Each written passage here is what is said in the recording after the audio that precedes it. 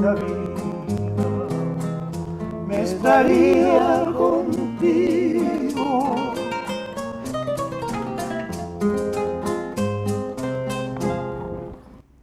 Bienvenidos amigos a Toda una Vida, yo soy Alfredo Sánchez y hoy me acompaña, tengo el privilegio de tener a Ilan Chester en el programa. Finalmente, Ilan, ¿cómo estás? Así es, gracias por la invitación, Eco, qué bueno verte.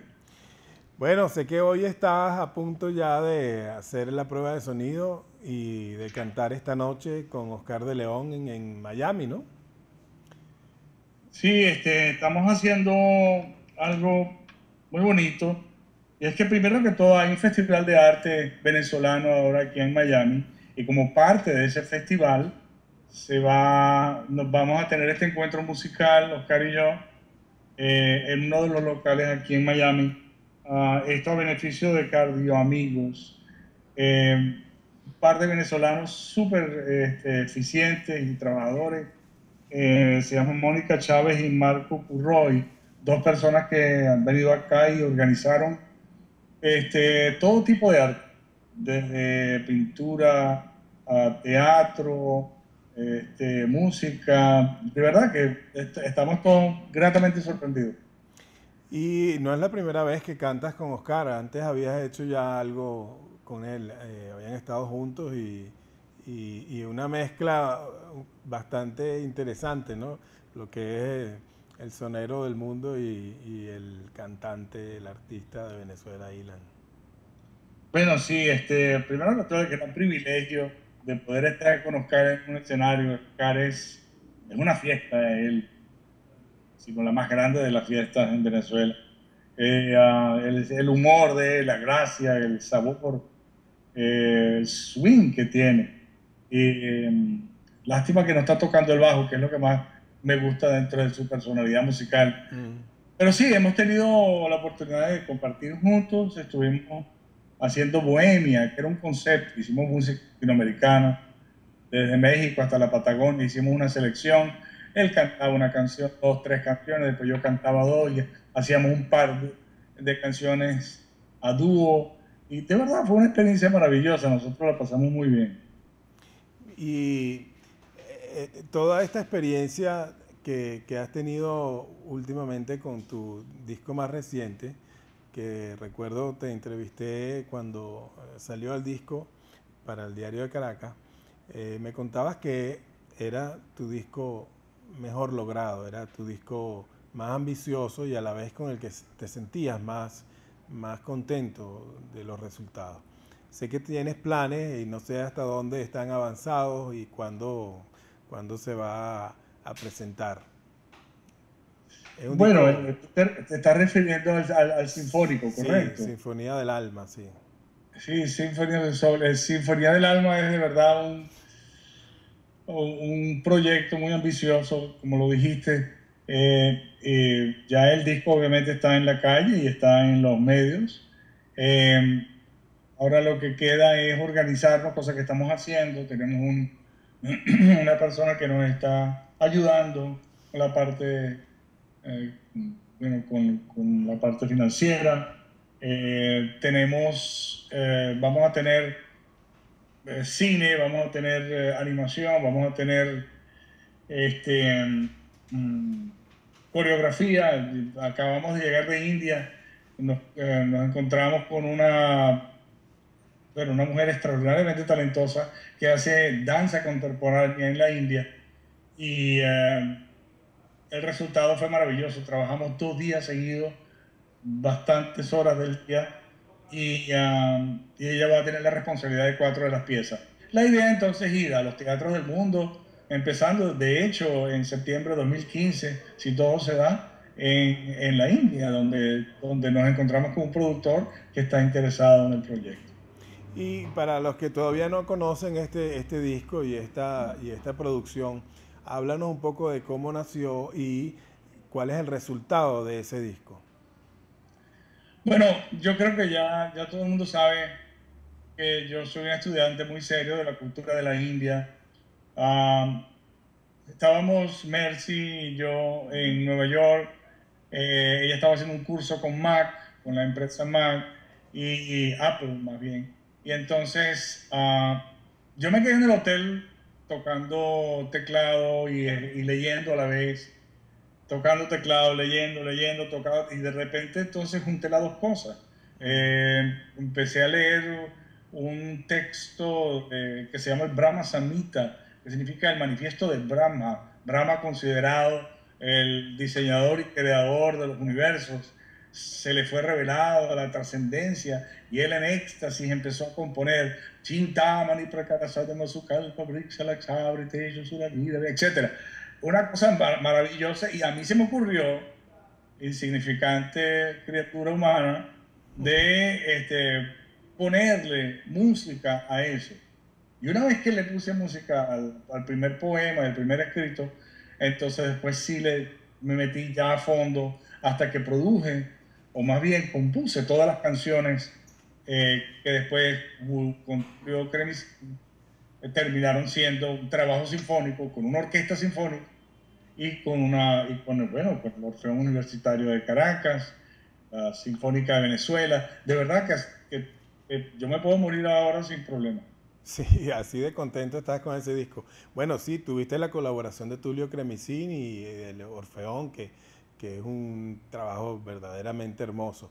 Pero son 10 poemas, ¿verdad? Son 10 poemas en sánscrito y en bengalí, ¿no?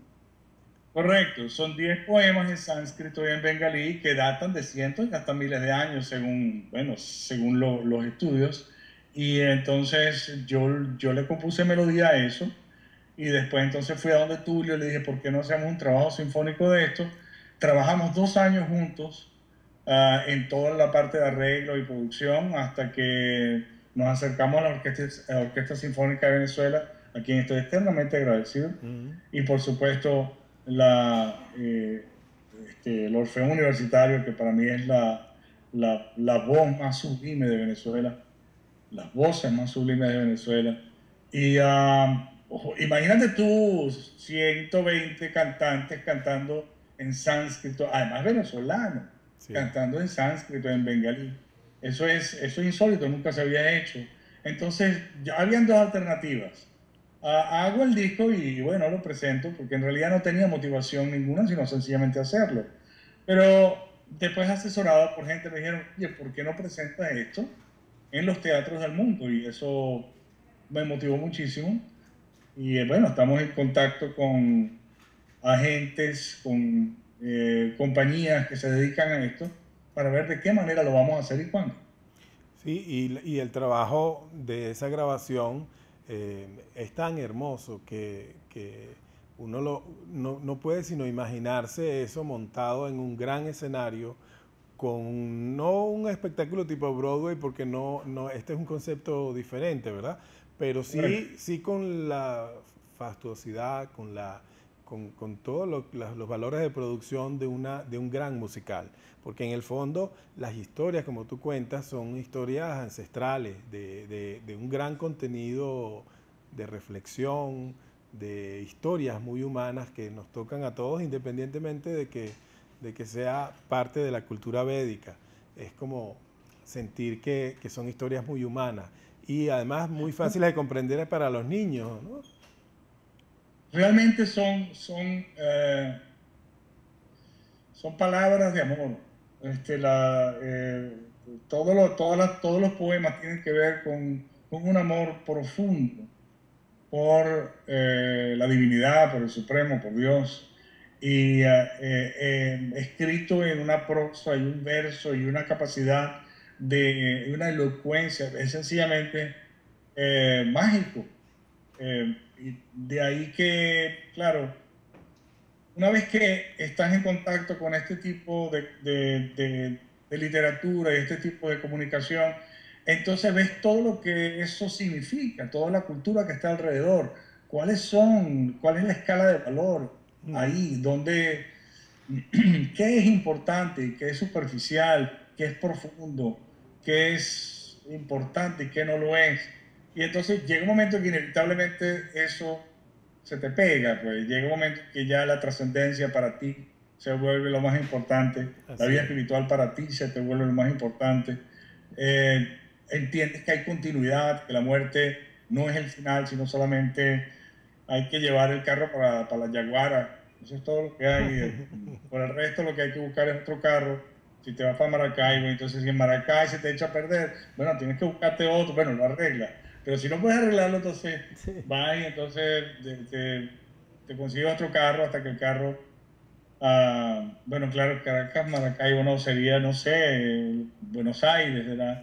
Que si se echa a perder tienes que buscarte otro. Igual manera, este carro, de hecho la cultura védica habla en sánscrito la palabra yantra. Y yantra significa máquina.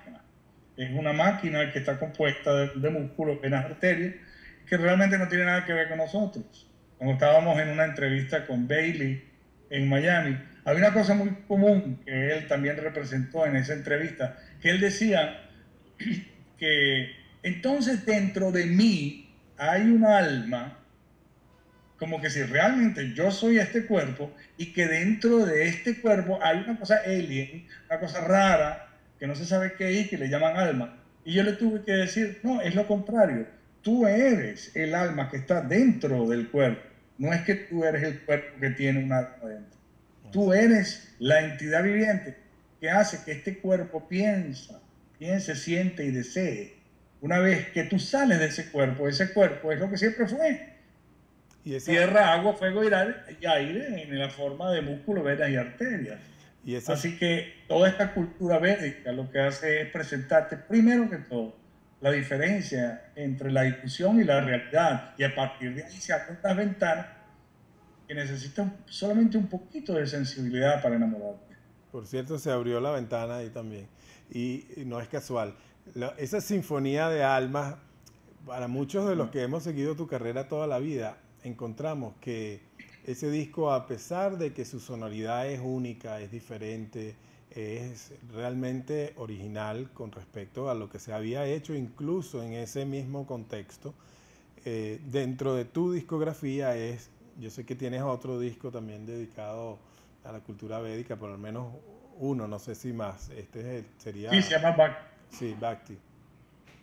Ese disco, si realmente vemos lo que nos estás contando, nosotros podemos ver en muchas canciones tuyas todos esos mismos temas, solo que tal vez en el marco de la música pop, pero cuando hablas de las máquinas, hay inmediatamente nos viene a la mente tu canción Máquina.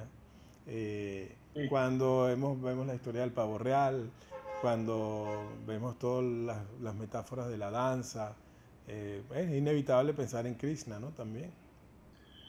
Sí, bueno, ese es un secreto que tengo guardado. Eso es una cosa que yo no he querido abrirlo de manera, primero que todo, porque no solamente está el sentimiento, pero hay que ser consecuente en la práctica. No se puede hablar sin hacer. Y yo tuve épocas donde no pude ser consecuente con mis propias convicciones, cosa que generó conflictos interesantes. Pero una vez que estoy un poquito más centrado en mis convicciones, entonces sí me pareció el momento de abrirse, ¿no? Y salir del closet de esa manera, ¿no? Sí, bueno. Informar la belleza que he podido heredar de mi maestro espiritual. Y sí, mis canciones ahí están, ahí. Sentémonos un rato a conversar, por ejemplo, Sí. ¿no? En la marea de la mar, es que él está por su lado y yo por el mío. Tú dices él. Tú sabes, es un poco, Claro. hay que tener cuidado con eso porque igual que George Harrison, que tuvo que decir something in the way she moves, no attracts me like no other lover, que él decía, ella tiene una manera de moverse que me atrae más que cualquier otro amante.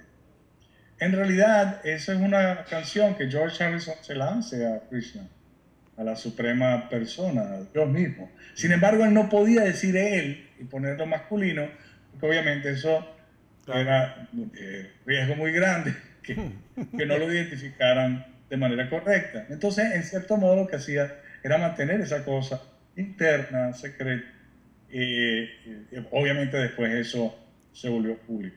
Sí. Bueno, ahí, ya que estamos hablando de toda una vida, en esos dos cuentos está involucrado a quien mencionas, a George Harrison, que fue un gran difusor de la cultura védica y de la obra también de muchos maestros espirituales. Y tu maestro Prabhupada, ¿no? Que también está ligeramente mencionado en el documental de Martin Scorsese y que fue un gran cambio para ti conocerlo y estar cerca de él y que fuese tu maestro, y luego tú te has encargado de ayudar a financiar proyectos que tengan como objetivo difundir las enseñanzas. Cuéntanos un poco, Ilan, cómo lo conociste a Prabhupada y cómo fue tu relación con los Beatles, porque no solamente está el nombre de George Harrison, sino también el de Paul McCartney. No, te agradezco tanto que me des la oportunidad de hablar abiertamente. La verdad, esto sucede cuando tengo 19, 20 años de edad. Tiene bastante tiempo. Tengo aquí un aire acondicionado que está haciendo un poquito de ruido. No se oye. Mira, pero eso fue en Bogotá. Ahí está Mercy. Mercy, saludos, Mercy. Mira, aquí está Mercy. Saludos. Estoy tratando de apagar el aire, ya va. Ok, tranquila, no hace ruido. Ajá, entonces eso fue en Bogotá que lo conociste. No. Ya Bogotá era cuando yo ya, en el año 75, era Bogotá. No, yo tengo 20 años y estoy en Israel. Ajá. Y en Israel yo iba a estudiar musicología. Sin embargo, yo tuve una experiencia muy maravillosa con un personaje que tocó la puerta en la universidad y dijo, en el dormitorio de la universidad, y dijo que él quería buscar un lugar donde quedarse porque él se iba al día siguiente a Argentina y que venía de India. El personaje era muy particular, tenía el pelo liso y largo, pero a la vez era como, estaba en otra frecuencia. Y a mí me pareció curioso, sin embargo, yo era cuidadoso porque para aquella época, tú sabes, el hipismo y todo aquello, a mí no me despertaba mucha seguridad, y yo con mucha cautela empecé a indagarlo, y el hombre resultó una persona muy interesante. De hecho, era un muchacho joven. Y terminamos en la azotea, 2, 3, 4 de nosotros, a las 2, 3 de la mañana, y él empezó a cantar con una guitarra que cantaba precioso. Y una de las canciones era Adriana in the Sky with Diamonds, que significa Adriana en el cielo con diamantes, que es una manera de recordar lo que hicieron los Beatles con Lucy in the Sky with Diamonds. Y entonces a mí me pareció todo muy intrigante, pero no era claro. Hasta que un momento yo le dije, entonces, ¿qué es verdad? ¿Cuál es la verdad? Y él se me quedó mirando y me dijo, yo solo sé que estoy compuesto de agua y que nada puedo agarrar, pero un día la semilla del amor a Dios entrará en mi corazón y el fruto, y yo dije, ahora entiendo menos, que era muy complejo lo que estaba diciendo. Y sin embargo, cuando ya nos fuimos a dormir, a mí se me ocurrió preguntarle, ¿tú haces yoga? Y él me dijo, muy atento, mirándome, me dijo, sí, Bhakti Yoga, pero no me pregunte más nada. Y yo por adentro dije, bueno, gran cosota, o sea, ¿cuál es el misterio? Al día siguiente, él ya no estaba, él se fue. Yo fui entonces a la estación de autobús, que quería visitar a mi abuela, y me recordé, wow, no hay autobuses los sábados en Israel. Yo agarré un taxi, de repente me encuentro con un kiosco, con una revista y unos libros, y entonces veo en mi hebreo de tercer grado, veo que dice el movimiento Hare Krishna en Israel.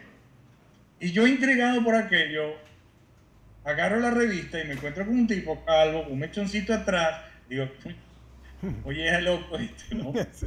Recuérdate, yo vengo de San Bernardino. No, y eres hijo de Walter, ¿no? O sea... Hijo de Walter, pero así es. No, y cercano al barrio Erazo y al barrio Anau. O sea, mi realidad era otra. Sí. Sin embargo, cuando empiezo a leer, él dice el Bhakti Yoga.